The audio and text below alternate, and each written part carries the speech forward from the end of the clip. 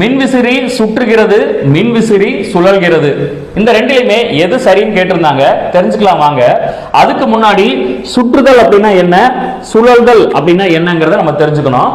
இப்போ எனக்கு முன்னாடி ஒரு மேசை இருக்கு. இந்த மேசைய நான் சுத்தி வந்தா அதுக்கு பேரு சுற்றுதல். இதுவே என்னையே நான் சுத்திக்கிட்டேன் அப்படின்னா அதுக்கு பேரு சுழல்தல். இன்னும் எளிமையா சொல்லணும்னா, ஒருவர் தன்னைத்தானே சுற்றி கொண்டால் அதற்கு பெயர் சுழல்தல்.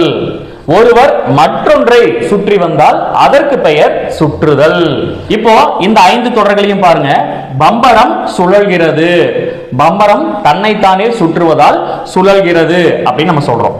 அடுத்து பாருங்க, கோயிலை சுற்றி வந்தேன், மற்றொன்றை சுற்றி வந்தால் அதற்கு பேர் சுற்றுதல். அதனால கோயிலை சுற்றி வந்தேன். பூமி தன்னைத்தானே சுழன்று கொண்டும் சூரியனையும் சுற்றி வருகிறது. உங்களுக்கு தெளிவா புரியுது இல்லையா? தன்னைத்தானே சுற்றினால் அதற்கு பேரு சுழல்தல், மற்றொன்றை சுற்றி வந்தால் அதற்கு பெயரு சுற்றுதல். இதிலிருந்து சுழல்தல் சுற்றுதல் அப்படிங்கிறது என்னன்னு உங்களுக்கு தெளிவா தெரிஞ்சிருக்கும். இப்ப நீங்க சொல்லுங்க, மின்விசிறி சுற்றுகிறதா, மின்விசிறி சுழல்கிறதா? மின்விசிறி சுழல்கிறது.